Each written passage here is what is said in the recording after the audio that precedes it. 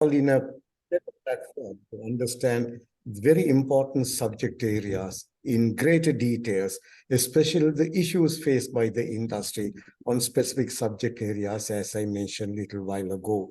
So to open the session today and to welcome all of you, as usual, let me invite the President of the Agriculture Alumni Association of the Faculty of Agriculture, University of Peradeniya, Dr. Tushara Vikramarachchi, who is also the current Director of Horticulture Research and Development Institute of Department of Agriculture. Over to you, Dr. Vikramarachchi. Thank you, Professor Budimarabe. Welcome to every one of you. Actually, this is the third public seminar organized by the Alumni Association, Faculty of Agriculture, University of Peradeniya. We organize this type of series to share the knowledge and make a platform to discuss the things which are very relevant to the present agriculture landscape. This all the subjects we have selected very carefully, in line with the present agricultural issues. This is the third one. Thank you so much because you have given a good audience for us to discuss previous two webinars, and this is the third one. We are going to discuss today towards the fertilizer. That is the most important current topic today's agriculture. Then actually this webinar series is successful because of you. Your participation is most valued and most welcome, and kindly share this message to your other officers also, because after this we have already lined up the 10 such webinars for you to get the more knowledge, insight into the current agricultural issues. Then thank you so much for the coming forward and being a part of our this webinar series. And I will extend my heartiest gratitude to all the audience participant as well as today's speaker. Then thank you so much, Budhi sir, for you. Thank you. Thank you very much, Dr. Vikramarachchi, the President of the Alumni Association of Faculty of Agriculture at University of Peradeniya. So, ladies and gentlemen, without taking much time, it is high time to introduce today's topic, which is a very important topic, and we try to create awareness, as our President quite correctly said, and to respond to the issues that are the issues faced by the industry in this particular subject area. So let's try to listen to an important seminar that is coming on the subject, Challenges and Opportunities for Future Sustainability of Chemical Fertilizer Practices in Sri Lanka. I'm sure it is of greater interest to many people who are in the agriculture sector, especially in the agribusinesses, including the farming community. So because of that, this particular seminar will be using to the best possible extent two languages, in other words, bilingual, English and Sinhala where possible. And I must tell you about the mode of operation as well, before I give the floor to the able resource person whom we have selected for today. In this seminar, it will be conducted in an organized manner, as I told you. Myself and the resource person have had several discussions, and we have organized in such a way that it will be presented as the question-answer format. In other words, the speaker will be giving a brief introduction at the very beginning, and there will be 3 questions asked by me, pre-planned, I must tell you, in order to give you the best possible knowledge as much as possible in this situation, because that is the overall objective of this seminar series. So after that session ends, the 3 session ends, I will open up the floor for discussion as well as to respond to the questions raised by the audience. In this case, unfortunately, no members in the audience can be allowed to speak in terms of asking questions. All your questions must be posted in the chat box, and I will be selecting, or in other words, to the best possible extent, we'll be posing all the questions that you have posted in the chat box, depending on the time availability, to the speaker, so that the speaker will be able to answer during this session as well. So that's the mode of operation. So please keep your mics muted, so that we will be having a very good, the nature of the very good kind of presentation, and the sound system works well if you do not disturb us by unmuting your microphones. So with that kind request, let me invite today's presenter, I'm sorry, and to introduce her very briefly. Our resource person today is Ms. Renuka Silva, the principal agriculture scientist in the field of soil science at the Horticulture Research and Development Institutes. A very capable and able resource person that we have selected in order to address all the issues with respect to this interesting subject area that we have selected today. Ms. Renuka Silva is a graduate obtaining BSc degree in chemistry special from University of California, and she has also obtained her Master of Sciences in Environmental Soil Science at the Postgraduate Institute of Agriculture, Peradeniya. So once again, without much ado, let me now invite our speaker, Ms. Renuka Silva, to go ahead with her presentation. Over to you, Renuka.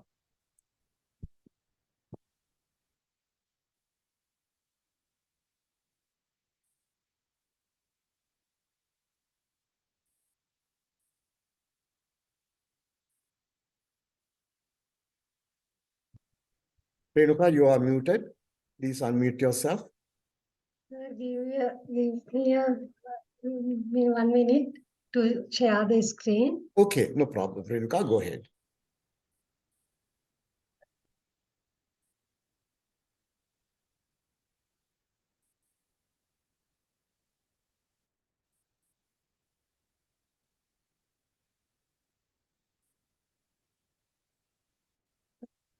Good evening, everyone. Thank you very much for your kind introduction. Renuka, can you please have your presentation on the presentation mode? Okay, sir. Thank you very much. We see it clearly. Go ahead. Today presentation, I would like I talk about the future sustainability of chemical fertilizer practices in Sri Lanka, challenges and opportunities. With a brief introduction, I would like to brief what is the essential plant nutrients. As we know, without essential plant nutrients, plant cannot complete their life cycle. And there are 17 essential plant nutrients. Each plant nutrient has definite function in the plant, and therefore each plant nutrient cannot be replaced by another nutrient. Essential plant nutrients divided into major two groups, macronutrients and micronutrients. Macronutrients are again divided into two categories, primary macronutrients and secondary macronutrients, according to the plant requirements. But as a fertilizer, we provide primary macronutrients because plant needs high amount of primary macronutrients. In comparison to the primary macronutrients, other secondary and micronutrients need small quantities. Therefore, generally we do not add externally as fertilizers. Soil provide itself those fertilizers, and sometimes those fertilizers provided by organic manures and irrigation water, etc. Now, what is fertilizer? Fertilizer fertilizers are any materials of natural or synthetic origin that are applied to the soil of plant to supply one or more essential plant nutrients to improve plant growth and productivity. There are several types of fertilizers. Fertilizers mainly divided into natural and synthetic fertilizer. Mineral fertilizer and organic fertilizer comes under the natural fertilizer.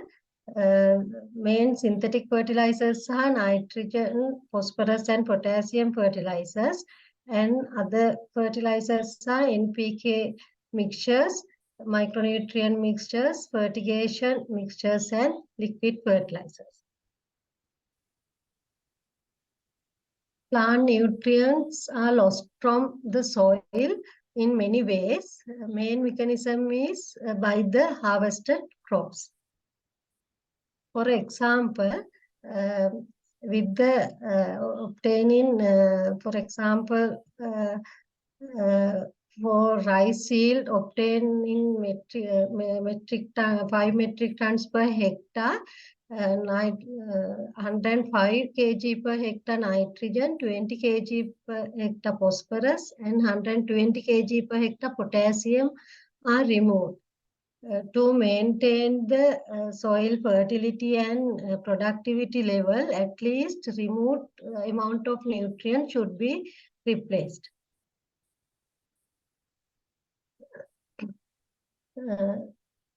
Now, today our topic is sustainable chemical fertilizer practices.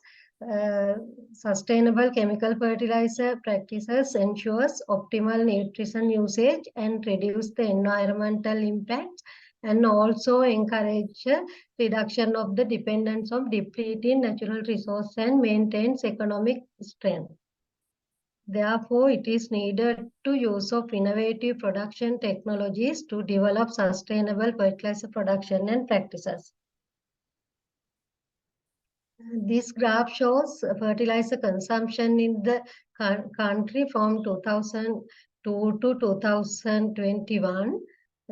You can see in year 2016, fertilizer consumption in the country is drastically go down. 2016 to 2018 this period, because in this period fertilizer subsidy has given as cash grant. Therefore, we can see due to the cash grant, farmers do not use much fertilizers because they save their grants, and therefore it is this cash grant for subsidy should be can I explain Sinhala? Yes, go ahead, Renuka. Yeah. Yeah. 2016 සබ්සිඩි එක දුන්නේ cash grant එකක් විදියට. ඒතර cash grant එක විදියට දුන්නම ෆාමර්ස්ලා සල්ලි ඉතුරු කරගන්න ඕන හන්දා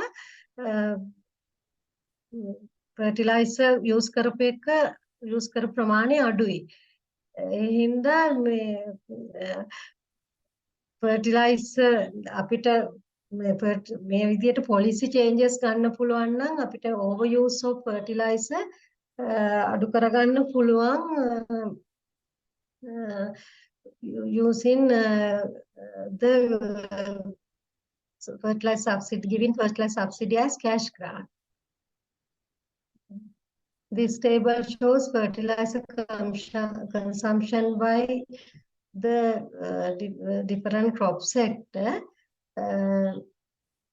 Highest amount of fertilizer consumed by paddy as a straight fertilizer such as urea, TSP and MOP, and followed by tea sector. But in plantation sector, they are used ERP as the phosphorus source instead of TSP fertilizer. Vegetables and OFC fertilizer, vegetables and OFC used mainly urea, TSP, MOP as the NPK fertilizers. But in addition to that, you can see total amount of those crop sector is high, higher than the NPK fertilizer. Therefore, other than urea, TSP, MOP, the vegetable and OFC sector use other fertilizers, mainly NPK mixtures and other liquid fertilizer also. This table shows the country fertilizer consumption in ranking of the fertilizer consumption according to the World Bank report. Sri Lanka is on the 76th position. It is the much better rank, lower rank compared to the other countries such as India, Japan, and Bangladesh. This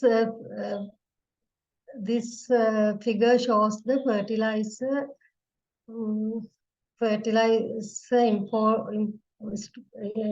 straight fertilizer imported to the country from 2011 to 2021.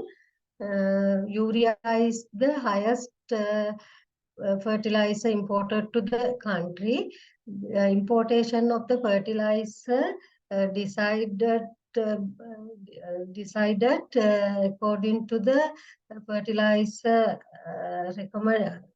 recommendation of respective crop institutes and extents of respective crops cultivated. This table summarizes the other fertilizer imported to the country, mainly glyceride, sulfate of ammonia, potassium sulfate, diammonium phosphate are used in the plantation sector and some fruit crop sector, and granular mixtures and liquid mixtures are used vegetable and OFC sector also.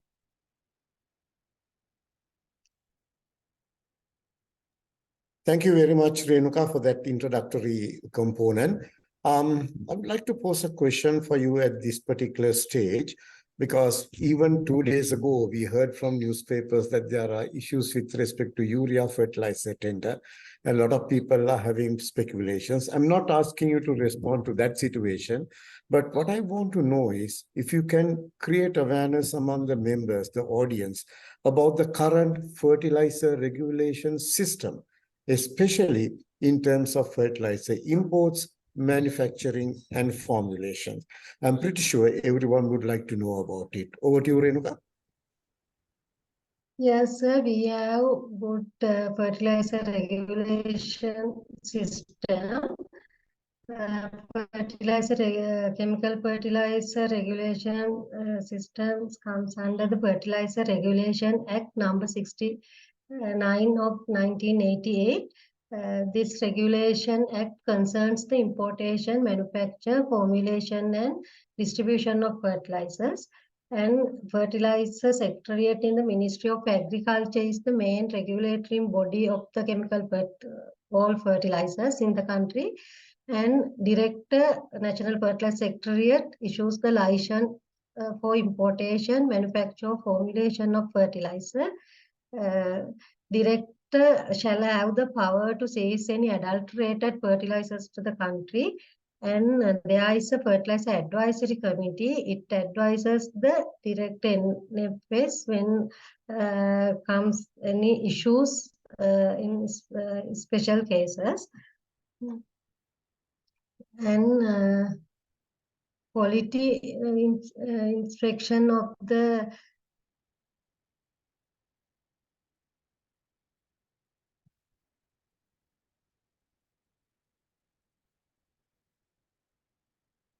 quality inspection process of the chemical fertilizer we have. In this quality inspection procedure, Sri Lanka Standard Institute sets the standards for major nutrient composition and other hazardous chemicals such as heavy metals and biuretine, urea, etc. Importer encloses the certificate of acceptance issued by the certification laboratory at the time of import from foreign certification body. Upon receiving the notification of cargo entry, the staff of the National Fertilizer Secretariat visits the importer's warehouse in the port and collect the samples of the entire volume, and samples are sent to the certified laboratory in the country by the court. Inspections against Sri Lanka Standard Institute standards are carried out by certified laboratories, and only those that passed are allowed to be exported, and inspection costs are borne by the importers.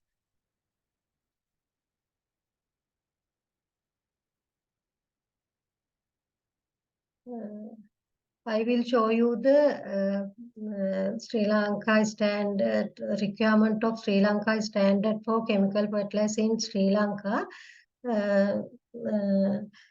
There are, if we have some standards, we follow those local standards, but if not available, our local standards, we follow European standards.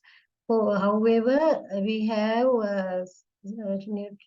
standards for nutrient composition and trace elements and some hazardous contaminant like biuret, sodium chloride, etc.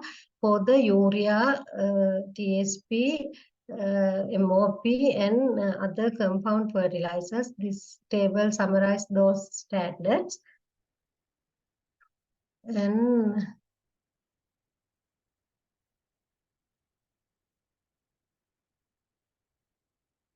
And I would like to mention chemical fertilizer marketing in the country. To approved fertilizer public corporations import the fertilizer for subsidized rice production, and to public companies and other private enterprises import fertilizers for production of other field crops and plantation crops, and fertilizers for rice are sent by the importer to the agrarian service centers island-wide in the Department of Agrarian Development, and then distributed to farmers. Fertilizers for crops other than rice are distributed to farmers at agrarian service centers as well as retailers of private companies. Fertilizer importers mix single fertilizer that have import certification, then package and sell fertilizers for vegetables, fruits, and other crops.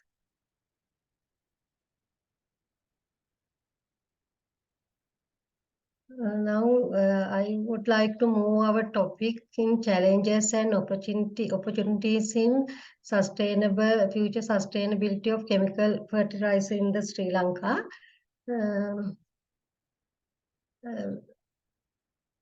As we know, our main targets of agriculture is to ensure the food production, national food production and food security. By replenishing the soil nutrient levels, fertilizer help enhance crop yields, improve crop quality, and increase overall agricultural productivity to ensuring the national food security. By this, we can supply the nutritional demands for growing population.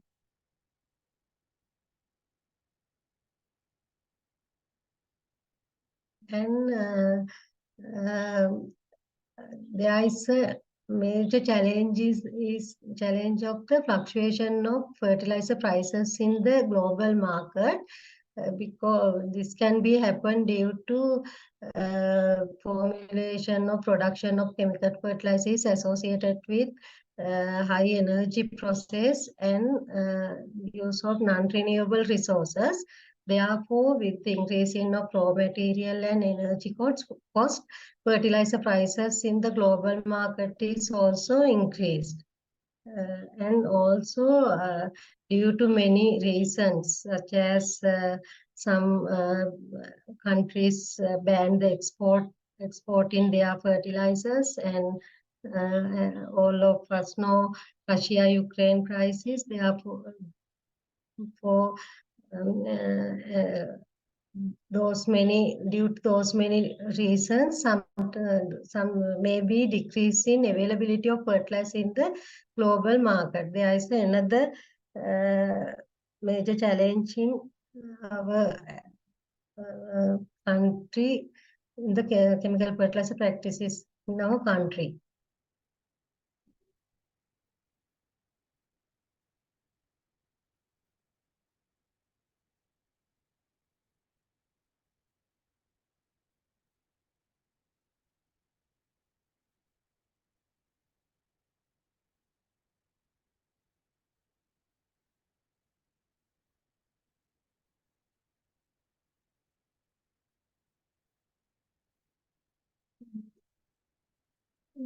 Lack of the other problem is we don't have domestic production, any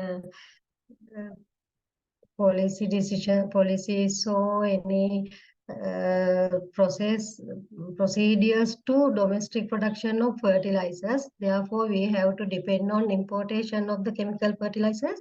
But all of us know we have the potential to produce especially phosphorus fertilizer, because we have valuable rock phosphate deposit. In Sri Lanka, I think it is the we can produce quality phosphorus fertilizer from the rock phosphate rock phosphate.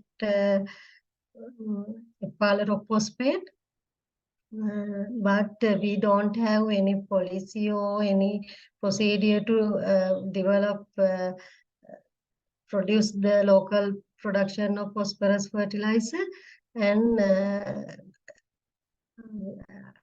we can use nanotechnology for the production of slow release fertilizer. I can remember we tested nano fertilizer produced by Slintech, nano urea.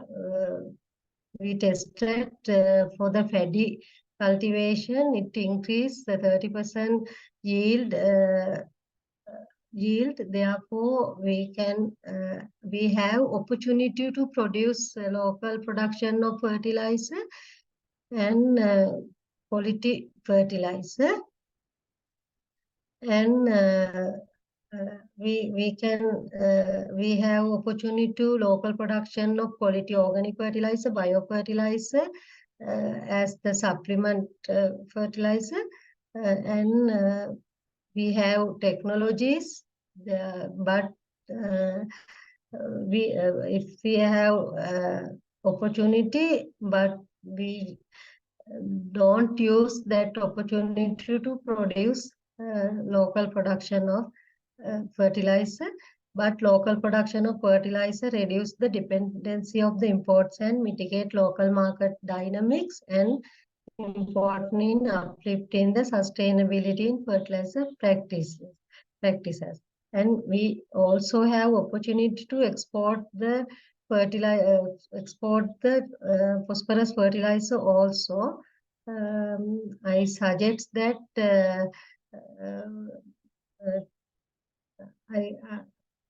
I think we can mitigate some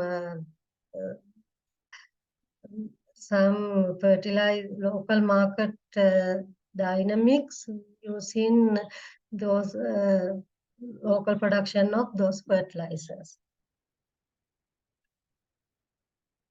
And other challenges, we don't have any stable national policy. We all of us know in 2021, due to sudden policy changes of ban on the import of agrochemicals by promoting organic agriculture. This policy change affect the input market and cause to increase the prices of the agrochemicals and resulting in yield loss. And as I mentioned earlier, 2016, due to cash grant of fertilizer subsidy policy, fertilizer use in the country drastically decreased, and fertilizer are not. The problem is fertilizer are not readily available in sufficient quantities. Whenever they are needed, you can remember last season due to MOP, lack of MOP in the market, there is a potassium deficiency can be seen. And other thing is importation, distribution, and marketing are delayed, and therefore farmers cannot get fertilizers on time. And application of fertilizer in right time is most important. And therefore, this problem in the fertilizer are not readily available in sufficient quantity in the market is a major challenge. And I would like to little bit of the quality assurance of the fertilizers. We have regulatory system, as I mentioned earlier. But there are some problems. Sometimes it should be improved. For example, Sri Lanka Standard Institute sets the standard. Some standards of, for example, some standards of SLSI for the potentially toxic trace element in fertilizers are too low, and therefore we can difficult to find out competitive sources or competitive supplies of fertilizers, and those fertilizers are also very costly. Therefore, our regulatory system should be revisited or strengthened to improve and a little bit improve. This I will show you the trace element concentration in phosphate rocks in different countries. 91% of world phosphate rocks has high trace element contents, especially cadmium, chromium, and vanadium. And this table summarizes trace element standards for TSP in several countries. Compared to the other countries, Sri Lanka standards are very low. This table also shows cadmium concentrations in cadmium level standards in TSP fertilizer in Sri Lanka and other countries. Compared to the Sri Lanka, other countries has high limit. We have analyzed some fertilizers in the market. This table shows trace element contains in TSP and MOP fertilizers collected from the several areas in the country. We analyze for arsenic and cadmium. You can see some areas, samples collected from some areas, cadmium level in high concentration exceeded our limit. Especially in sample collected from Batiklo and Mena area, cadmium level is higher than our limit, and MOP also higher than our limit. Especially, we have to revisit our standards for the cadmium levels in TSP and all trace elements in MOP, because we cannot find too much low levels of trace elements. This table is also shows the trace element concentrations in several samples collected, special fertilizers collected from the country. Those fertilizers have low concentrations of arsenic and cadmium compared to the upper limit. Another problem of the fertilizer practice, sustainable chemical fertilizer practicing in the country, our farmers do not use much organic fertilizer. As you know, application of the organic fertilizer are applied to the soil, not as fertilizer.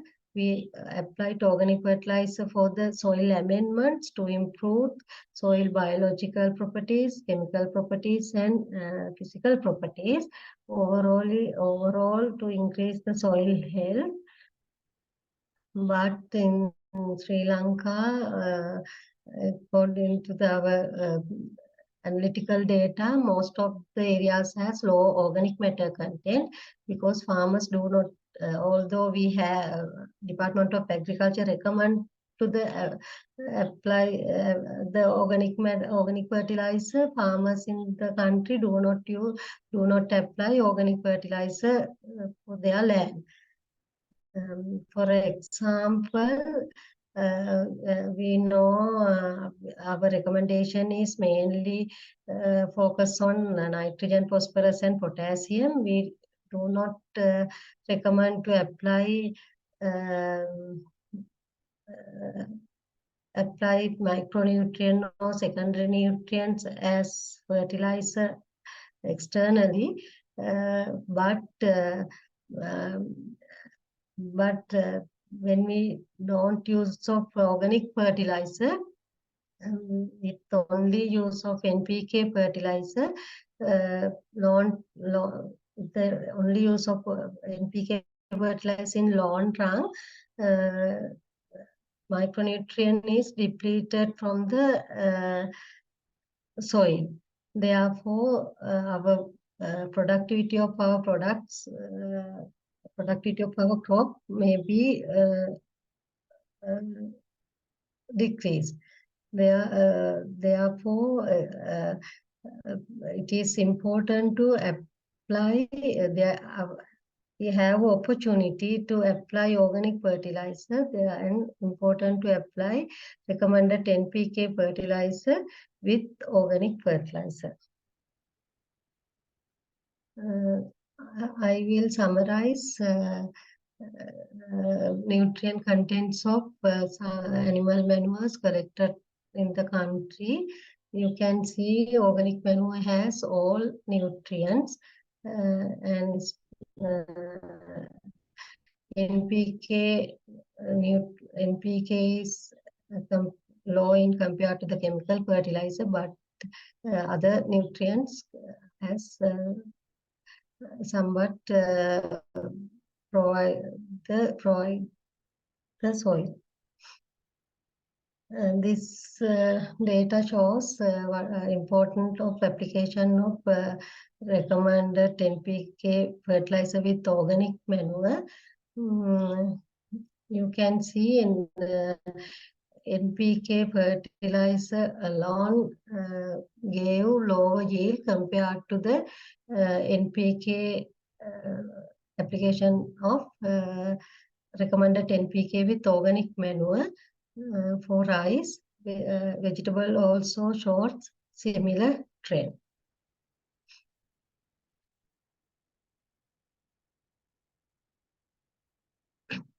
Now I would like to move to the major challenge in our country in practicing the chemical fertilizer. Impact of practicing of chemical fertilizer on environment. Major environmental effect is nutrient loss from the fertilizers and pollute our environment. Mainly in the nitrogen fertilizer, with the denitrification of the denitrification process, increase the greenhouse increase the emission of greenhouse gases. For example, nitrous oxide. Nitrous oxide responsible for 5% global climate change. Other thing is due to leaching of nitrogen fertilizer and pollute the groundwater, especially in sandy soil, and with the erosion and runoff, both nitrogen and phosphorus fertilizer lost through the water and pollute surface water bodies. I will show you the contamination of groundwater with nitrate. Groundwater with nitrate in Kalpiti area. You can clearly see in the intensive vegetable growing areas has high nitrate content compared to the coconut land areas. And also we found nitrate contents in drinking water in water samples collected from Anuradhapura district. Cities range from 2 to 54 milligrams per liter, and in agrovales in those areas is range from 46 to 429 milligrams per liter. It is clearly shows that due to our agricultural practices contaminate our groundwater with nitrate. This picture shows surface water pollution. This picture is this picture shows algal bloom at Ulhittiya reservoir in 2013. This is the this photographs taken from the Noreli area. Thank you very much for that response, Renuka. I have one more question. Well, another question, actually. This is my second question. I mean, a lot of people talks about the environmental issues, especially with respect to contamination with toxic trace elements. Now, can you please explain to us? You gave a brief introduction to this, but let us know what are the major problems in soil, water, and food crops in terms of contamination with toxic trace elements in Sri Lanka. Over to you, Renuka. Yes, sir. Fortunately, so far we are not in danger level. Many people claim that fertilizer contaminate environment with potentially toxic trace elements. We have done many research for the soil, water and agricultural producers contaminate with the potentially toxic trace elements. I will show you those data. According to that data, still we are in safe level. This table shows potentially toxic trace elements in some irrigation water sources in the country. You can see we are toxic trace element that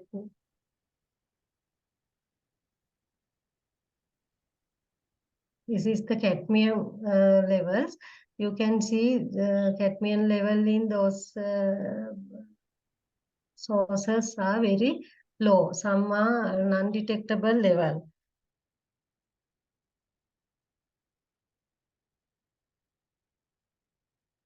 This table show you toxic trace element in some reservoirs in Anuradhapura district in the country.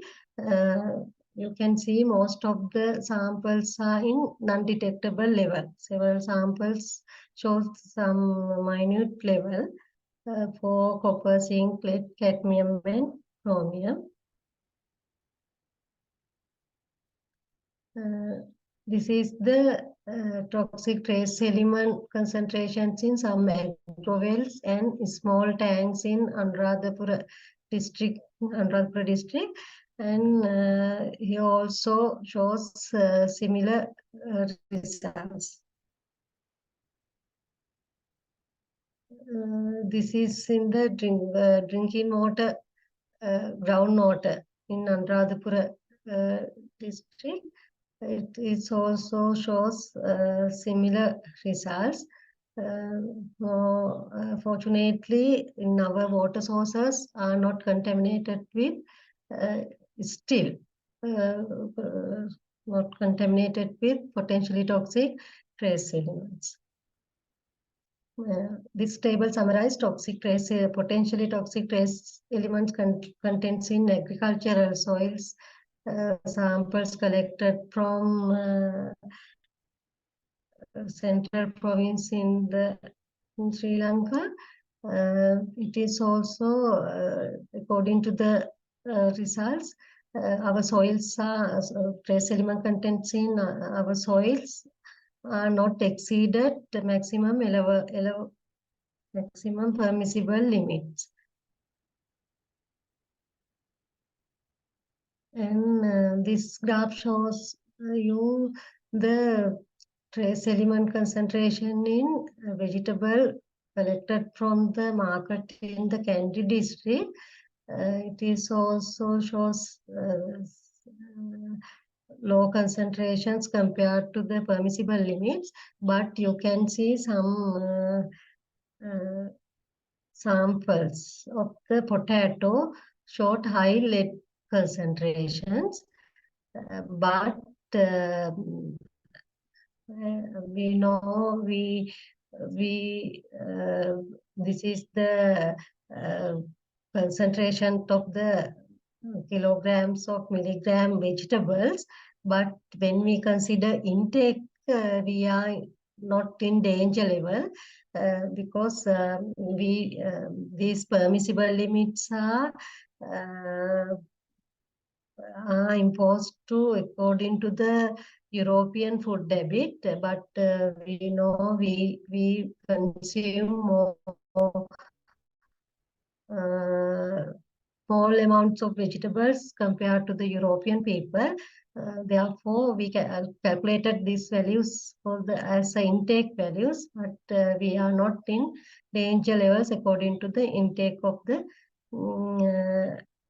lead in the potato.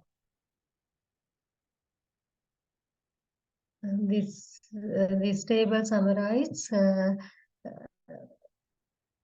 potentially toxic trace elements in root and tuber crops collected from upcountry intermediate zone. Here also shows similar trend. Some potato samples is little bit higher than permissible limit. But intakes, when we calculate dietary intake value, we are in safe level. This is the potentially toxic trace element contents in rice samples collected from island wide. We collected 750 samples covering the whole country and analyze for those trace elements, and you can see up to now our values are lower than maximum permissible limit, but not like vegetables. When we consider the rice, we consume high amount of rice, and also moisture levels of the rice is very low. Therefore, we have high possibility to exposure to some trace elements like cadmium, lead via rice. But up to now we are in safe level, but we have to careful about the contamination of rice with trace elements. Therefore, it is needed to regular monitoring of the our environmental samples, soil, fertilizers in the market, and our food crops. It is needed to regular monitoring.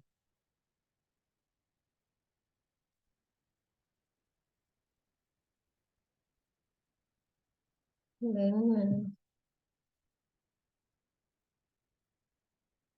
the other major challenge of overuse of fertilizer is the other major challenge in the practicing of chemical fertilizer.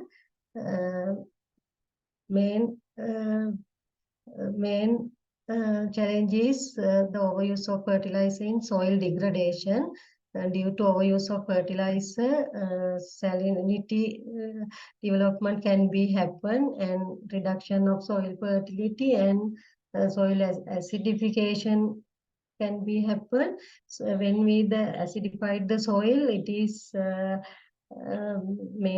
directly related to the absorption of some nutrients. For example, phosphorus and calcium absorption is decreased, and also it is directly related to the some nutrient toxicity such as iron, manganese, etc. And another thing is fertilization is accumulate phosphorus and potassium in the soil, and it causes the nutrient imbalances in the soil. Therefore, finally, lowering the nutrient use efficiency and also decrease the quality of the products. This table shows you you can see, shows you the fertility levels in some areas in the country. Mayangana and Ridhimalia, this has rice coping system. You can clearly see rice coping system has pH is in pH, electrical conductivity, phosphorus and potassium in the low amount. pH is in the suitable level, and electrical conductivity is low, and low PN, low potassium compared to the vegetable growing areas. This can be happen due to still rice growing farmers use trade fertilizer according to the recommendations, but in vegetable growing farmers you use high amount of fertilizer compared to the rice farmers, and also they use NPK mixtures. With the application of NPK mixtures in phosphorus and potassium can be accumulated basal application, we recommend phosphorus fertilizer for only for basal, but අනවශ්‍ය වෙලාවක අනවශ්‍ය පොහොරකුත් වැටෙනවා as a top dressing. Therefore, phosphorus and potassium accumulation is high, and overuse of fertilizer causes decrease the pH and increase the salinity or electrical conductivity. This graph also shows high accumulation of phosphorus and potassium in the vegetable growing areas. Another problem is overuse of chemical fertilizer. Fertilizer cause to the nitrate accumulation in the products. This graph shows you the nitrate contents in organic and conventional vegetables. You can see nitrate contents in organic samples collected from organic farms were below than the conventional vegetables. You know, nitrate is carcinogenic because when we consume nitrate containing vegetables in our intestine, it is converted into nitrite and form nitrosoamines. Nitrosoamine is a major carcinogenic compound. Therefore, we have to be careful about the application of nitrogen fertilizers. This is our research finding. When we increasing the nitrogen fertilizers to the cultivation of the vegetables, nitrate contamination also increase. In the beet cultivation, you can clearly see leaf samples has high nitrate content than the root. This is also same experiment we conducted for the leafy vegetables. Therefore, we have to careful about the application of nitrogen fertilizer in the leafy vegetables. There is a acceptable nitrate limit. It is the 255.5 milligrams per day for a 70 kilogram person is the allowable limit. Another thing is crops grown on over fertilizer, soil are prone to attacks insects. This is also our research finding conducted in the Bandarawala research station. You can see this is the department recommendation. Apply low level of NPK fertilizer. This is the farmer practice. They apply 3 times higher than the recommended dose. And they also apply pesticides and other agrochemicals also, but their crops has many insect damages than our crops.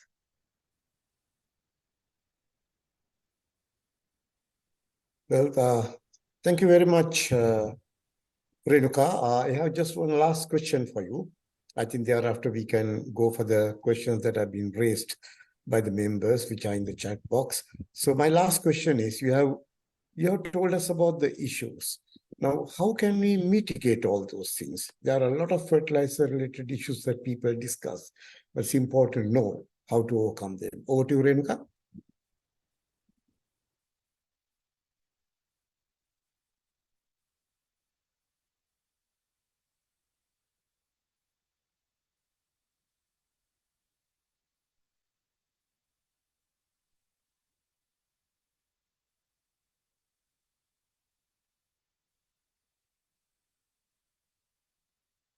Yes, sir. Many environmental related problems can be overcome due to proper due to establishing proper program to monitor quality of environmental samples and fertilizers in the market continuously. I explained earlier, as I explained earlier, and to establish proper, it is important to establish proper regulatory or monitoring system to control overuse, misuse, or imbalance using fertilizer in the country, and establishment of proper regulatory system ensuring quality assurance of fertilizers and correct use of fertilizer, and efficacy testing of locally produced locally produced or imported special fertilizers. It is needed, and other thing is our farmers has no they don't have any knowledge on best practices among best practices. Therefore, we have to we increase the we have to establish proper awareness program to aware the farmers. And other thing is farmer attitudes cannot be changed. They expect immediate and quick economic benefits, and they thought they think when they apply high quantities of fertilizer, they get more yield, but it is not the correct thing. Therefore, therefore they do not follow recommended technologies. They follow their own methods.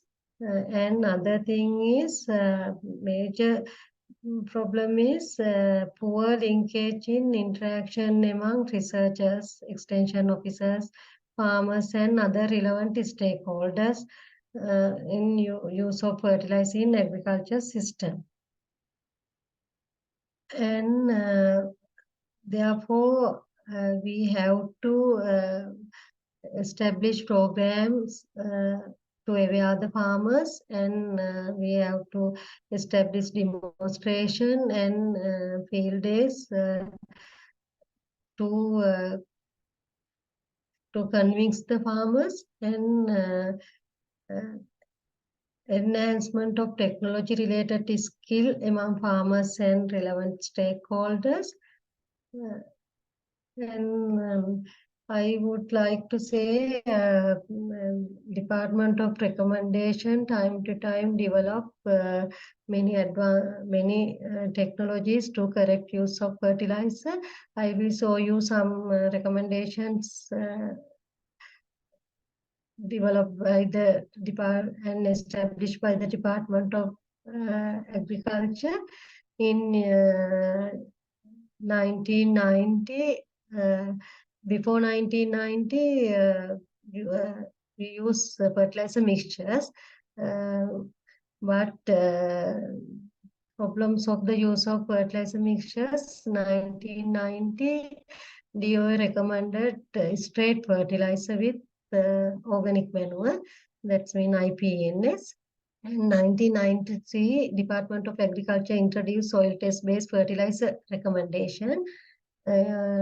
In 2001, fertilizer recommendation has developed for rice based on target yield, and 2007 fertilizer recommendations has established for horticultural crops, and it was revised in 2010. 2013 current recommendation for rice was developed.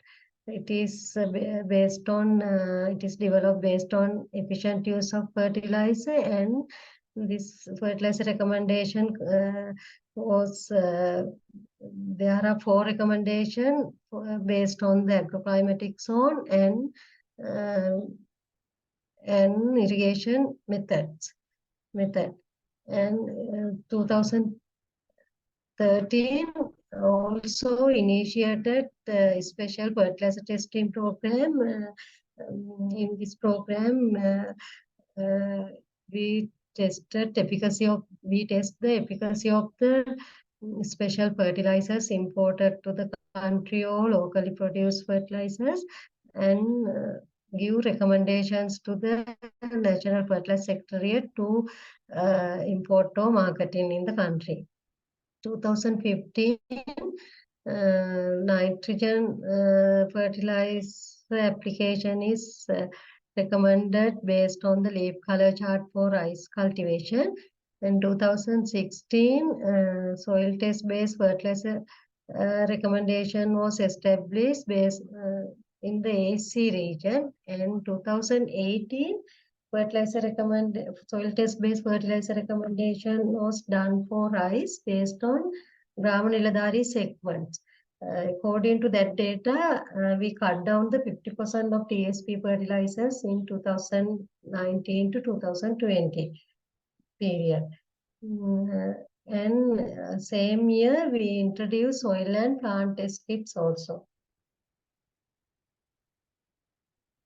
I will show you the advantage of the soil test based fertilizer recommendation. This is the soil test based recommendation for rice cultivation. You can clearly show we can reduce phosphorus and potassium with the application of soil test based results. You can see phosphorus level is less than 5 ppm. We apply blanket recommendation. If it is 5 to 10 ppm, we apply half of the blanket recommendation. If it is higher than 10, we don't apply phosphorus fertilizer. Similarly, in the case of potassium, potassium level in the we don't apply potassium fertilizer. According to the, you can see our blanket recommendation also can be reduced using soil test based fertilizer recommendation. And this is the how much nitrogen fertilizer can be saved using leaf color chart. You can clearly show this is the blanket application of blanket recommendation of Department of Agriculture. This amount is based on leaf color chart. This is the soil test kit we introduced in 2018. This picture shows you plant test kit we introduced in 2018. And I would like to say you Department of Agriculture collaborating with Ministry of Agriculture is established 20 new soil testing laboratories covering all the districts of the country. And I would like to say way forward of future sustainability of chemical fertilizer practices. As I mentioned earlier, it is needed to it is important to use of need-based use of fertilizers such as soil testing, practicing soil testing program, and using plant test-based fertilizer recommendation, and use of advancement technologies such as digital tools, sensors to optimize fertilizer application, and application based on crop and soil requirement. Other thing is we should practice sustainable we we should develop sustainable fertilizer policy on soil health, garden and productivity of the crops, and it should be given directly to the farmers to purchase their fertilizer requirement for any high efficient fertilizers, and subsidy should be provided only up to the recommended dose, and part of the fertilizer subsidy should be granted to the farmers to apply or produce organic fertilizer, but it is not to give the organic fertilizer companies. It directly should be given to the farmers, and monitoring, and also establish monitoring system.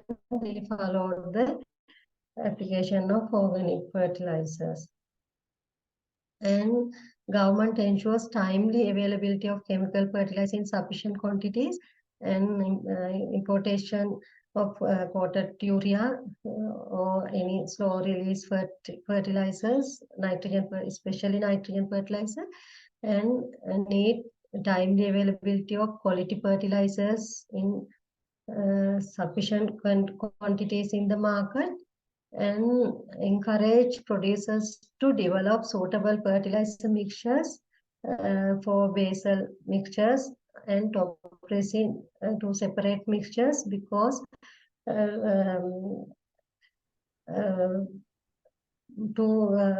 to prevent contamination or build-up of phosphorus and potassium fertilizer in the soil. And Department of Agriculture recommend integrated plant nutrient management system and promotion of good agriculture practices. It should be strengthened and promoted a better way than present situation, and strengthen of the incorporation among the relevant institutions such as Department of Agriculture, National Fertilizer Secretariat, and Agrarian Development Department, etc., and strengthening of the existing regulatory service, and revisit the Sri Lanka standards for chemical fertilizers. And also taking appropriate actions to prevent the misuse or overuse of fertilizer. And so it is important to develop suitable varieties for low input farming, and research on increasing of fertilizer use efficiency, such as split application, microdose dosing application, etc. And periodic monitoring is necessary to prevent environmental contamination.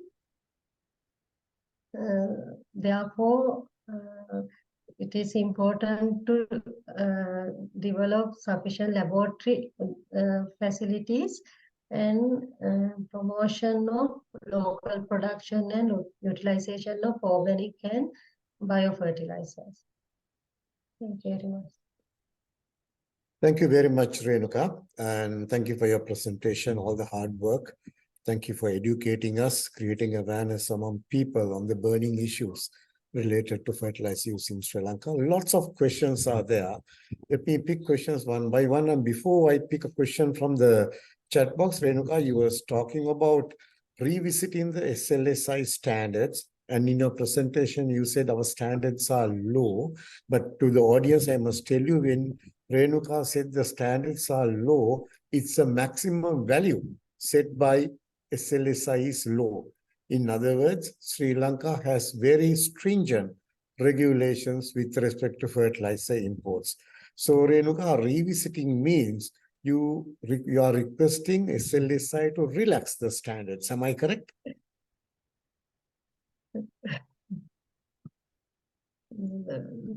Yes, sir. I have experience in the MOP, importation of MOP. Our standard sheet is 0.2 ppm, but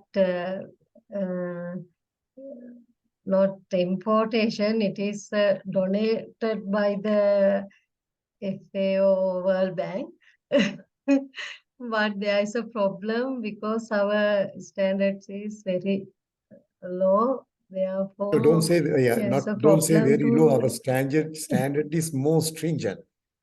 We have a very, very high level of standards rather than trying to say. yeah, high level. Yes, yeah. That's why you cannot bring it down. Standard is high, but Yeah, I got the point. Because otherwise, when you say standard is yes, low, that will give a different impression among. yeah, not low. Level is low, but the Level is standard low. is high. Right. Okay. Thank you very much, Yes, Renuka. Let me ask a few questions. You can answer in Sinhala or English. Renuka, there's a question from Nishanta saying that according to his knowledge, government has decided to give a cash grant for fertilizers this time. What would be the repercussions? Nishantha කියනවා යා හිතන විදියට එයා දන්න විදියට රජය විසින් මේ පාර පොහොර මිලදී ගැනීම සඳහා මූල්‍යමය සහනාධාරයක් ලබා දීලා තියෙනවා ගොවියන්ට. එතකොට මොකද්ද ඔබ හිතන්නේ මේකෙන් සිදු වෙන්න පුළුවන් ප්‍රතිඵලය එහෙම නැත්නම් අවැඩ අනිත් පැත්තෙන් ගත්තොත්? So cash grant cancel vouchers ne දෙනවා. Voucher දෙනවා. මේ පාර කියන්නේ මේ කැෂ් පෙරේ. ග්‍රාන්ට් එකක් දෙන්නේ වවුචර්ස් එක දුන්නානේ රේණුකා නේද යල කන්නේ මහ කන්නේ කැෂ් ග්‍රාන්ට් එකක් දෙනවා කියන එක තමයි කියලා තියෙන්නේ කියලා මෙතන කියන්නේ. So මම හිතන විදියට cash grant එකක් දෙන එකෙන් ගොඩක් වෙලාවට farmers විශේෂයෙන් rice farmers ලා so ඒගොල්ලෝ දන්නවා ඇත්තටම අපි වැඩි use fertilizer use කරන්නේ නැතුව මේ recommended level එකෙන් හොඳ yield එකක් ගන්න පුළුවන් කියලා. මොකද මම අර පෞගේ දවස්වල ගියා අර මේ fertilizer ban කරපු වෙලේ feedback එක ගන්න. එතකොට farmers ලා කියන්නේ යූරියා recommendation එකේ 50% දුන්නත් අපිට ඇති කියලා. ඒ කියන්නේ යාලා දන්නවා ඒක ඇත්තටම ඇති කියලා. නමුත් ඒගොල්ලන්ට වැඩිපුර දුන්නම පොඩි විශ්වාසයකුත් ඇති වැඩිපුර ගැහුවොත් වැඩිපුර yield එකක් එනවා කියලා හරි. එහෙම නැත්නම් තමාට ඒවා වෙන crops වලට ඒගොල්ලන්ගේ වෙන vegetables හරි වෙන crops වලට වැඩිපුර දානවා හරි එහෙම එකක්.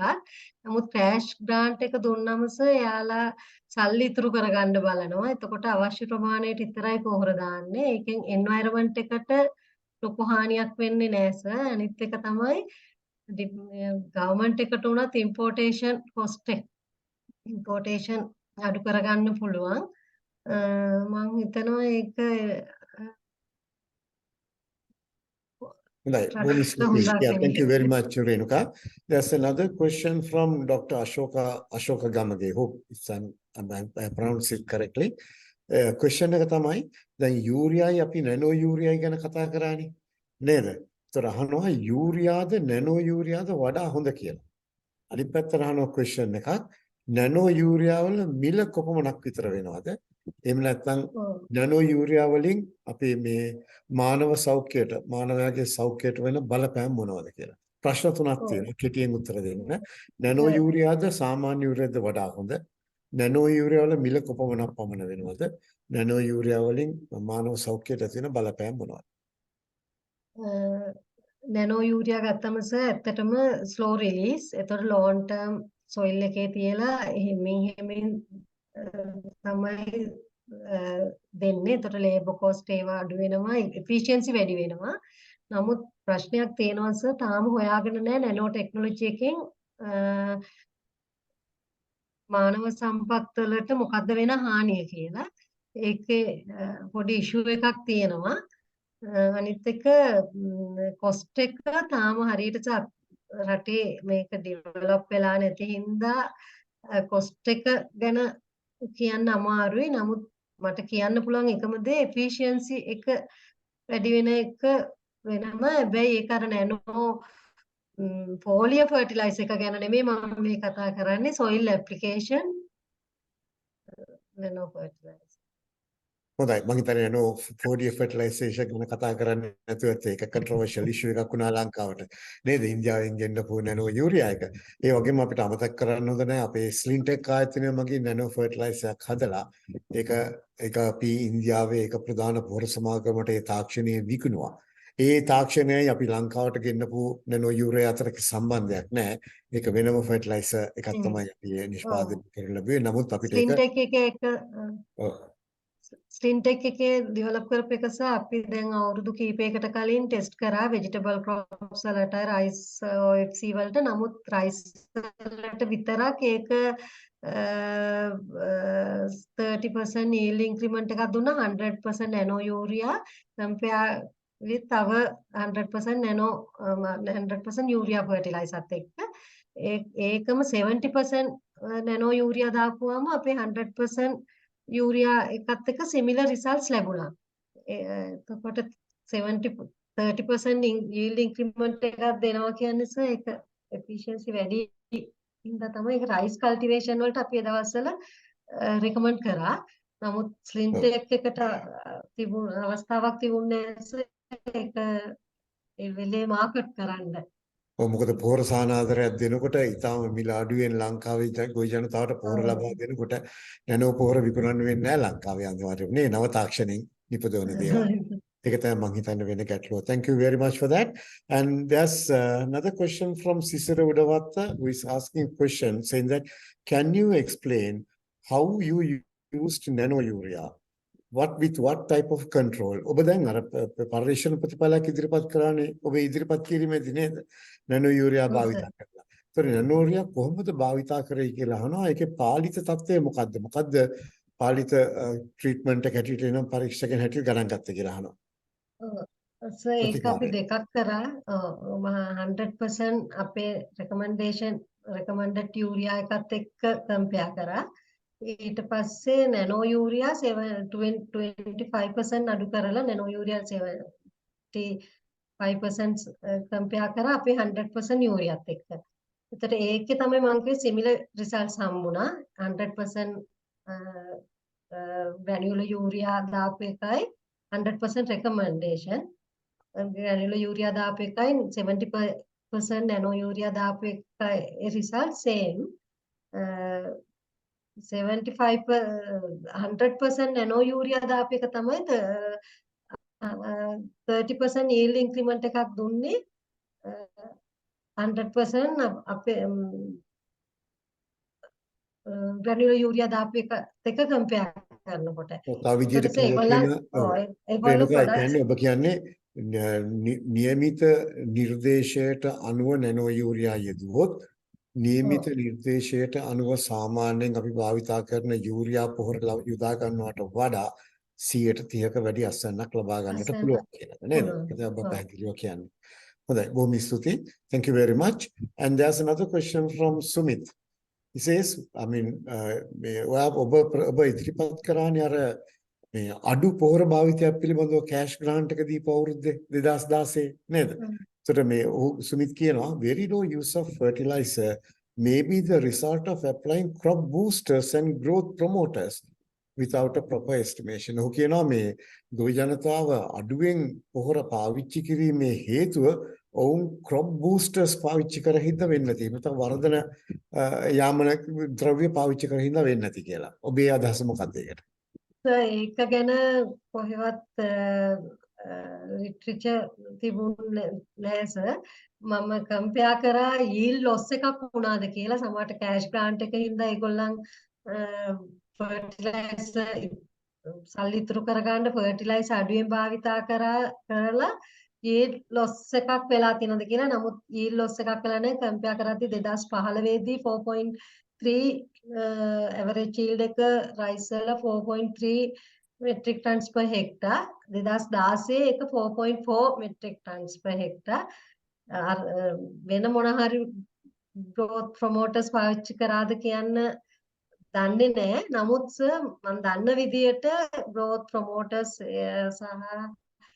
වෙන boosters පාවිච්චි කරා කියලා yield එක ලොකුවට වැඩි වෙන්න ක්‍රමවේදයන් නැහැ. මොකද ඔයගොල්ලෝ ෆෝලිය විදියට එහෙමනේ ඒක දෙන්න ඕනේ. ෆෝලිය හරහා නියුට්‍රියන් සප්ලිමන්ට් එකක් විදියට පොඩි ප්‍රමාණයක් දුන්නට ලොකු yield මගේ එක්ස්පීරියන්ස් එක අනුව ලොකු yield ඉම්ප්‍රූව්මන්ට් එකක් ගන්න බෑ.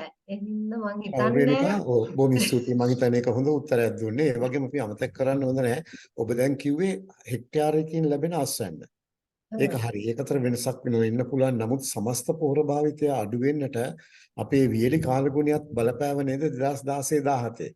ඒ 17 ඒ ක්ලයිමේට් චේන්ජ් එක වෙලා තියෙනවා. ඒකේ yield එකත් වපුරපු ප්‍රමාණ අඩු වෙලා තියෙනවා 2017. නමුත් 2016 වපුරපු ප්‍රමාණය 2015ට සමානයි. yield එකත් ඒ වගේම comparatively similar. ඔව් අපි දැක්කා දත්ත වලින් බලනකොට කුෂිකම දෙපාර්තමේ තමයි යම් අඩුවීමක් 2016 පෙන්නලා 2017 තමයි ලොකුම අඩුවීම පෙන්වන්නේ. පොහොර භාවිතයේ ලොකුම අඩුවීම තිබෙ 2017. ඇත්තටම කිව්වොත් එහෙම ඔබේ වපුරපු ප්‍රමාණය අඩුයි සර්. වපුරපු ප්‍රමාණය අඩුයි. ඒතර ඒ හින්දාම තමයි පොහොර භාවිතය අඩු වෙන්නට ඕනේ. භාවිතය අඩු වෙලා තියෙන්නේ 17 16 එහෙම ප්‍රශ්නයක් කියලා නෑ 15ත් එක්ක කම්පෙයාර් කරනකොට. ඔව් ඒක පැහැදිලි වපුර ප්‍රමාණයත් එක්ක ගත්තට පස්සේ අපේ රටේ සමස්ත අස්වැන්න සලකන්නට වෙනවනේ නේද? පොහොර භාවිතය අඩු වෙනවා කියලා කියනකොට මම හිතන්නේ ඊටත් බැලුවොත් මනාව පැහැදිලි වේවි. 2017 වෙනකොට විශාල ප්‍රමාණයක අස්වැන්නක් අඩු වෙලා අපිට රේණුකා ලංකාවට සහල් මෙට්‍රික් ටන් 7,48,000 කාණනය කරන්න සිද්ධ වුණා. 10 වර්ෂෙදි. ඒතර මම කියන්නේ පොහොර භාවිතය අඩු හින්දා සියල්ල වුණා කියලා. නමුත් අපේ ක්ලයිමේට් එකේ සියලු දෙනා that's right. Thank you very much. හොඳයි තව මේ question එකක් අහනවා. ඇත්තටම ඔබ මේකට සමහරක් ඔබ උත්තරයක් දුන්නා සුළු වශයෙන්. නමුත් විකි වික්‍රමතුංග මහත්මයා අහනවා ලංකාව අපේ පළවෙනි පරම්පරාවේ පොහොරේ පාවිච්චි කරන්නේ බොහොමයක් වෙලාවට නේද? first generation fertilizer කියලා අපි කියන්නේ. දැන් second and third generation තුන්වෙනි සහ හතරවෙනි පරම්පරාවේ පොහොර ඇත්තටම මේ ඊටාම අඩු පරිසර හානියක් සිදුවන අයුරින් නිෂ්පාදනය කරලා තියෙනවා. ඒ වගේ මුදාහැරීමේ වේගය අඩු කරලා තියෙනවා. ඔබත් නිර්දේශ කරා coated urea පාවිච්චි කරන්න කියලා slow release ඉඳලා මෙතන questions දෙක අහනවා මේ විකි වික්‍රමතුංග මහත්තයා what action is taken by the DOA to promote the importation and use of high quality fertilizers. මම හිතන්නේ මෙතුමා කතා කරන්නේ අර second third fourth generation fertilizers. මොකද්ද කුෂිකම දෙපාර්තමේන්තුව අරන් තියෙන පියවරවන් මේ ලංකාවට මේ high quality ගුණාත්මකයෙන් ඉහළ පොහොර ආනයනය කිරීමට හෝ භාවිතයට. දෙවෙනි ප්‍රශ්නය තමයි මම හිතන්නේ ඒකත් ඉදිරිපත් කරන වැඩක්. අපි අර ඔබත් කිව්වා SLSI එකේ ස්ටෑන්ඩඩ්ස් තද වැඩි තවදුරටත් ඒක ලිහිල් කරන්න බලන්න ඕනේ කියලා. අපිට පොහොර ආනයනය කිරීමට තියෙන බාධාවක් වෙලා තියෙන හුඟක් තැන් වලින් මොකද අනිකුත් රටවලට සාපේක්ෂව බලනකොට අපි නිකන් අර හිර කරලා තියෙන්නේ විශේෂයෙන්ම අපේ මේ ගුණාත් මේ පාරාමිතිකයන් තද කළා. ඇත්තටම ඒකයි වෙලා තියෙන්නේ. ඒවා ලිහිල් කරන්න කියන එක තමයි ඔබත් ඔය කියන්නේ. අය බලමු SLSI එක කොයි විදිහට ඒක සලකා බලයිද කියන එක. නමුත් මේ අර ප්‍රශ්නයට අමතරව Sri Lanka is tightening regulation to importers of high quality fertilizers from well recognized producers. All new products are to be registered with the National Fertilizer Secretariat after a few seasons of trials. Isn't it a deterrent for promotion of high quality fertilizers? ප්‍රශ්න දෙකයි. මොකද්ද රජය ආරම්භ තියෙන්නේ කුෂිකම දෙපාර්තමේන්තුව high quality fertilizers ලංකාවට ගෙන්නන්න. දෙවෙනි එක තමයි අපේ මේ තියෙන යම් ප්‍රමාද වීමුත් තියෙනවා නේද? කාල්ගත වීමකුත් තියෙනවා. අපේ තියෙන පරිවේෂණ තත්ත්වයන් අපේ තියෙන නීති රීති පද්ධතිය ගත්තාම අපි තා දැඩි නීති රීති පද්ධතියකට යටත්ව තමයි මේවා ක්‍රියාත්මක කරන්නේ. මේ වගේ දේවල් නව ගුණාත්මකයෙන් යුතු පොහොර ප්‍රචලිත කිරීමට බාධාවක් නෙවෙයිද කියලා අහනවා. මම පළවෙනි ප්‍රශ්නෙට උත්තර දෙන්න. මම අර ඉස්සෙල්ලත් කිව්වා second third generation fertilizer කියන්නේ ගොඩක් අර mixtures compound NPK mixtures liquid mixtures එහෙම. එතකොට අපි දන්නවා 4R stewardship එකට අනුව අපි දෙන්න ඕන right source right time right place ඒ විදිහට තමයි පොහොර දාන්න කියන්නේ. ඕනම රටක් ගත්තොත් ඒ ක්‍රමය තමයි අනුගමනය කරන්නේ. එතකොට අපි විශේෂයෙන් phosphorus fertilizer වල තමයි ලොකුම ප්‍රශ්නේ එන්නේ. phosphorus fertilizer recommend කරන්නේ as a basal application. එතකොට දැන් අර second third generation fertilizer ගත්තම phosphorus fertilizers සුත් අපිට අර ඕන් නැති වෙලාවක පසට වැටෙනවා. ඒකට phosphorus ගොඩක් වෙලාට accumulate වෙනවා නැත්නම් wash out වෙලා මම ඉස්සෙල්ලා පෙන්නුවා වගේ අපේ surface water contamination වෙනවා. එතකොට අර accumulate වුණාම තව ප්‍රශ්නයක් වෙනවා සමහර nutrients absorb කරගන්න බැරි වෙනවා phosphorus හින්දා. උදාහරණයක් විදිහට zinc පසේ තියෙනවා නමුත් plant එකට absorb කරගන්න බෑ. zinc phosphate විදිහට precipitate වෙනවා. ඔය calcium phosphate විදිහට precipitate වෙනවා. එතකොට nutrient imbalances ඇති වෙනවා. ඒ හින්දා මම මගේ presentation එකේ පෙන්නුවා එහෙම second fourth generation ඒවට අපි අකමැති නෙමෙයි. ඒවැ තියෙන ප්‍රශ්න අඩු කරලා පුළුවන් නම් basal mixtures according to our recommendation for the specific crops and top dress mixtures වෙනම හදනවා නම් තමයි සර්. එතකොට ඒක අපිට පාවිච්චි කරන්න පුළුවන් කිසිම ප්‍රශ්නයක් නැහැ. දෙවනි ඊට පස්සේ තව ඒ වුණාට අපි ඒක අමතක කරලා නැහැ. National Fertilizer Secretariat එකට එන ස්පෙෂල් ඒ වගේ fertilizers department එකේ check කරනවා සර්. fertilizer testing program එකක් තියෙනවා. ඒකේ efficacy testing test කරනවා. ඒ test කරලා ඒවා වුණත් අපේ recommendation එකත් එක්ක compare කරලා අපේ එකට වඩා yield එක වැඩියෙන් දෙනවා නම් අපි ඒක farmerට අනිවාර්යෙන් දෙන්න ඕන. අපි ඒක recommend කරනවා. ඒකේ එවැනි fertilizer import කරන්න කියලා. ඊට දෙවෙනි ප්‍රශ්නේ තමයි සර් දැන් ඒම efficacy testing test කරනකොට අපිට තියෙන limited land area අපේ research institutes වල අපිට farmer fields පාවිච්චි කරන්න බෑ සර්. farmer හැම වෙලේම ඒක misuse කරනවා. මොකද අපි farmer field trials කරනකොට අපි කියන එක නෙමෙයි අපි ඊළඟ දවසේ ගිහිල්ලා බලනකොට කරන්නේ. ඒ හින්දා අපි මේ efficacy testing අනිවාර්යෙන් කරන්නේ අපේ research institutes වල ඔක්කොම agroclimatic zones cover වෙන විදියට ඔක්කොම crops cover වෙන විදියට. ඒ කියන්නේ OXC vegetables rice ඔක්කොම food crop sector එක cover වෙන විදියට different agroclimatic zones වල මහලු පල්ලම අගුණකොළ පැලැස්ස ගන්නොරුව ඒ වගේ areas කීපයක කරන්නේ. ඒතර limited land area තියෙන නිසා අපිට එක වරකට ගන්න පුළුවන් limited products තියෙන්නේ. ඒනට ලංකාවට ගෙන්නනවස පුදුමාකාර විදියකට products. ඒතට ඒ ඔක්කොම අපිට එකවර ටෙස්ට් කරන්න බෑ. ඒතර කට්ටියකට පොඩ්ඩක් waiting list එකේ ඉන්න වෙනවා. දැන් නමුත් අපි බොහොම ස්තුතියි. වර්තමාන තත්ත්වය පැහැදිලි කරා. නමුත් අපි සැකි සෑම උත්සාහම ගන්න ඕනේ. නව තාක්ෂණය කියලා දෙන එක හඳුන්වා දීමත් ඒකට පහසුකම් සලසන්නත්. අපි දන්නවා පිළිගන්නවා නොයෙකුත් බාධාවන් තියෙනවා. අපි අනාගතයේදීත් ඒ සම්බන්ධව වැඩසටහනක් ක්‍රියාත්මක කරන්න ඕනේ නේද රේණුකා මේක. මොකද තාක්ෂණය අපෙන් ගිලී යන්න දෙන්නට බෑනේ. හොඳ තාක්ෂණය කියන එක. ඒකෙන්ද අපි ඒක අපිට ග්‍රහණය කරගන්න පුළුවන් වෙන විදිහේ වැඩසටහනක් අපිට වෙනවා. Mr. Ajit Vikramasekaran is making a comment. He says to reduce emissions of ammonia and nitrous oxide as well as to reduce the nitrate leaching technologies are available in the world. ඒක මම දන්නවා ඔබත් යම් කිසි ප්‍රමාණයක අදහස් දැක්වීමක් කරා. ඊට මම යන්න සුමිත් අහනවා අපෙන් ප්‍රශ්නයක්. දැන් ඔබ maximum permissible levels ගැන කතා කරන්නේ heavy metals ගැන එහෙම නේද? ඔබ එකින් එක heavy metal එක වෙනම අරගෙන කතා කරා. ඒකේ අපිට බය වෙන්න දෙයක් නැහැ කියන එකත් කිව්වා.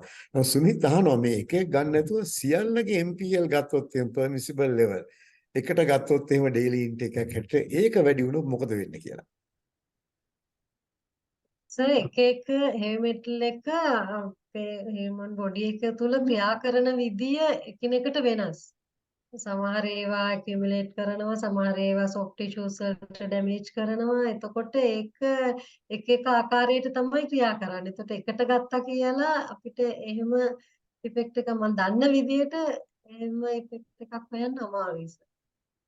හොඳයි බොහොම ස්තුතියි. මම දන්නේ අපි අතර වෛද්‍යවරයෙක්වත් ඉන්නවද කියලා ඒ කියන්නේ මේ වෙලාවේ ගැන පැහැදිලි කිරීමක් කරන්න වාචිකව නෙවි ලියලා අපි බලාපොරොත්තු හොඳ ප්‍රශ්නයක් අහලා තිබ්බ හැබැයි පොඩ්ඩක් හොයලා බලන්න එක වටිනවා රේණුකා නේද? ඒ වගේ දේවල් අපි අදාළ හොඳ ප්‍රශ්නයක් අහලා තියෙන්නේ. ඊට සුමිත් තාපෝ අහනවා ප්‍රශ්නයක්. දැන් අපි ඔබ පෙන්වන්නේ පෝර වැඩියෙන් භාවිතා කරන රටවල්. ලංකාව 76 වෙනි ස්ථානයේ ඉන්නේ නේද? ඇරබල් ලෑන්ඩ් එකේ. ඒක 2019 2019 2021 එක 116 වුණා සර්. ඔව් ඒක තමයි. දැන් 2021 ඉතින් අපි ඒක ගණන් ගන්න බෑ. මොකද වෙනම මාර්ග දෙකක් තිබ්බ හින්දා. නමුත් 2019 තමයි මම හිතන්නේ වැදගත් වෙන්නේ. දැන්ට කියන්න පුළුවන් ඉන්නේ සාමාන්‍ය තත්ත්වයක් පැවතිලා නේද? ඔව් අහනවා. දැන් වැඩියෙන් පොහොර පාවිච්චි කරන රටවල් මේ පොටෑසියම් සහ ෆොස්ෆරස් පසේ එකතු වීම වළක්වන්න හෝ ඒක මගහරවන්න භාවිතා කරන ක්‍රමෝපායන් මොනවද කියලා. ඔව් සර් මම පොඩ්ඩක් ඒ ගැන ලිටරචර් හොයාගමස එතකොට මම දැනගන්න ඕනේ සමහරු ඒකට පනිෂ් කරනවා සර්. ඒගොල්ලන්ගේ තියෙනවා මැක්සිමම් ලෝඩින් ලිමිට් එකක්. අවුරුදු 10කදී මෙච්චරක් ඒ වගේ ලොන් ටර්ම් කොච්චර ලෝඩ් වෙනවද කියලා ඒගොල්ලන්ගේ තියෙනවස අපේ වගේ නෙමෙයි.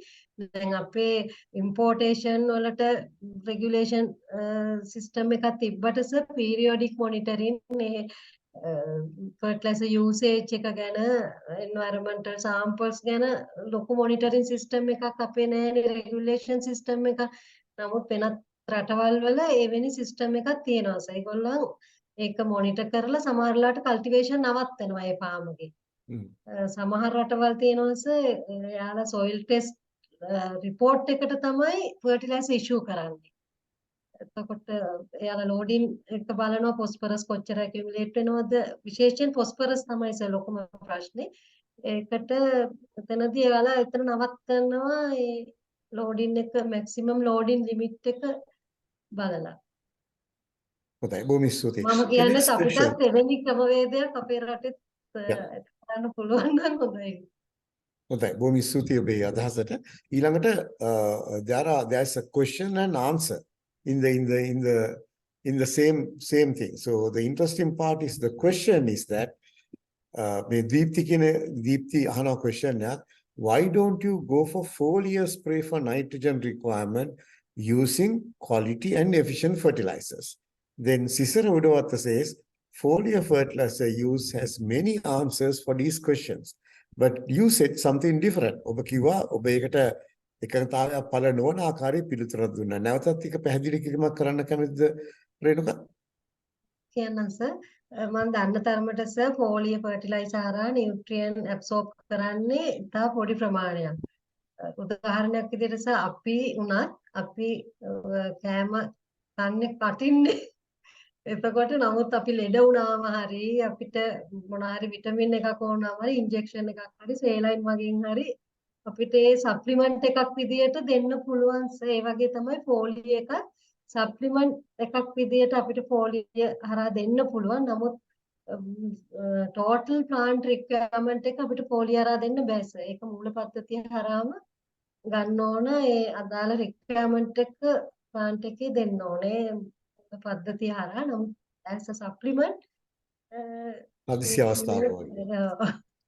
හොඳයි බොහොම ස්තුතියි. ඩොක්ටර් නිහාල් අතපත්තු හොඳින් දන්න කියන පුද්ගලයෙක් නැවත වතාවක් අහනවා ඔබ මේ ප්‍රශ්නට පිළිතුරක් දුන්නා. ඔහුගේ ප්‍රශ්නේ වෙන්නේ what is the current policy of the Department of Agriculture on adopting soil test based fertilizer recommendation as the principal mode of recommending fertilizer? ඔබේ දැනට කෘෂිකර්ම දෙපාර්තමේන්තුවේ ප්‍රතිපත්තිය මොකද්ද? soil test based එක පසේ තියෙන පෝෂක පරීක්ෂාවකින් අනුව ඒක පාදක කරගෙන පොහොර නිර්දේශය කිරීම සඳහා. සර් කෘෂිකර්ම දෙපාර්තමේන්තුවේ නිර්දේශය වෙන්නේ integrated plant nutrient management system. ඒ කියන්නේ ඒකට අයිති වෙනවා සර් recommended chemical fertilizer එක්ක organic manure organic fertilizer use කරන එක. ඒ විතරක් නෙමෙයි සර් අපි එතනදී count කරන්න ඕන plant එකට එන්න පුළුවන් possible ways මොනවාද other nutrient sources irrigation water වලින් ඒ ඔක්කොම count කරන්න ඕනේ. ඒක තමයි ඒකේ එක component එකක් තමයි IPNS වල soil testing. එතකොට soil test කරලා අපිට පස්සේ ගොඩක්ලාට මේ කන්නේ දාන fertilizers ඊළඟ කන්නේටත් ඉතුරු වෙන්න පුළුවන්. එතකොට අපි මේ soil measure කරාම අපිට ඊළඟ කන්නේ දාන්න වෙන්නේ අර පස්සේ තියෙන ප්‍රමාණය අඩු කරලා ඉතුරු ටික. ඒ විතරක් නෙමෙයි soil testing වල most important part එක තමයි අපි ඒකෙදි pH එක analyze කරනවා. pH එක ගොඩාක් critical nutrient absorption වලට. එතකොට pH එක බලලස අපි ඒක correct කරන්න advice කරනවා. විශේෂයෙන් ලංකාවේ ලොකම ප්‍රශ්නේ තියෙන්නේ pH එක අඩු වෙන එක, acidic වෙන එක.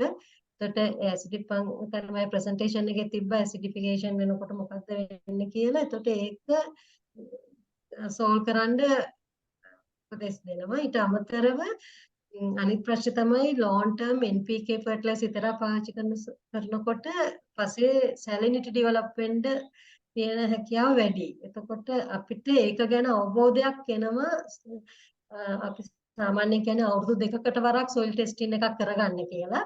එතකොට periodically soil testing කරනකොට තමන්ගේ පස්සේ salinity develop වෙන්න ඉඩ තියෙනවා නම් අපිට එලාම් එකක් දෙන්න පුළුවන් යාට මෙහෙම salinity develop වෙන්න හැකියාවක් තියෙනවා. ඔයා organic fertilizer පාවිච්චි කරන්නේ නැත්නම් පාවිච්චි කරන්න. ඒ වගේ ඒක අඩු කරගන්න. අපිට salinity ආවට පස්සේ ඒක සම්පූර්ණයෙන් ඉවත් කරන්න ක්‍රමවේදයක් නැහැ. නමුත් ඒක develop කරන එක control කරන්න හැකියාවක් ලැබෙනවා. ඊට අමතරව organic matter ගැන අපි soil testing වල ටෙස්ට් කරනවා. එතකොට organic matter පස්සේ තියෙනවද නැද්ද? ඒක ආපහු දාන්න ඕනේද? ඒ ගැන අවබෝධයක් ලබා දෙනවා. ඔක තමයි දැනට කෘෂිකර්ම දෙපාර්තමේන්තුවේ soil test based fertilizer recommendation එකේ සිදු කරන්නේ. හොඳයි මම අවසාන ප්‍රශ්නය අහන්නම් මෙතනදී. ඔබ කලින් දුන්න පිළිතුර සම්බන්ධව තමයි මේ අවසාන ප්‍රශ්නේ අහන්නේ දීප්ති. දීප්ති අහනවා when you test maximum permissible levels for heavy metals in fertilizers, do you consider the concentration level of the fertilizer or the concentration of heavy metals in final diluted solution? මම හිතන්නේ මේක pesticide සම්බන්ධයෙන් fertilizer ගැන අහන්නේ. diluted solution කිව්වම මට හිතා ගන්න බෑ මොන අපි දිය කළා foliar fertilizer එකක් ගැනද මේ අහන්නේ කියලා. නමුත් maximum permissible level එක ගැන කතා කරනකොට අපි පොහොර ඒ අවශ්‍යයට සාන්ද්‍රණය පිළිබඳ සලකලාද අපි කතා කරන්නේ. තව විදිහකින් ගත්තොත් එහෙම. ඒකට පැහැදිලි කිරීමක් කරොත් රෙනුක. maximum permissible limit එක කියන්නේ අපි dilute කරලා නෙමෙයි. උදාහරණයක් විදිහට මම හිතන්නේ අහනවා ඇත්තේ soil හරි plant වල හරි තියෙන maximum permissible limits එන්නේ නැතිනේ. එහෙම හිතමු නේද? උදාහරණයක් විදිහට soil ගත්තම soil කිලෝ එකක කොච්චර heavy metal තියෙන්න පුළුවන්ද මිලිග්‍රෑම් වලින් කියන එක තමයි එතන අදහස් කරන්නේ. Thank you very much. Actually, we have exceeded more than 47 minutes of our allocated time. We started 5 minutes late, but still, I'm really glad the questions have started flowing in. We have to complete this session right now, close the session right now. Ladies and gentlemen, thank you very much for joining with us for this third webinar series organized by the Alumni Association of Faculty of Agriculture of the University of Peradeniya. The whole idea is to educate people and to create awareness. If there's any myth, any misconception, we want to remove it from your mindset. So that's an important part, and that's the target that we have. And thank you very much, Renuka, for coming in with lots of information, data, and I'm really glad that you were able to give some useful information to everyone. So, ladies and gentlemen, the AAFA UP is coming to you there are 2 Wednesdays per week, every 2nd and 4th Wednesday from 7 to 8 p.m. That's our target date and time. We can exceed the time period, but we are meeting you on the correct date. So meet us on next, of course, on Wednesday, week after next, for another useful presentation, and we'll be informing you well in advance about the title and the resource person. So thank you very much once again for being with us. Have a good night. Thank you very much.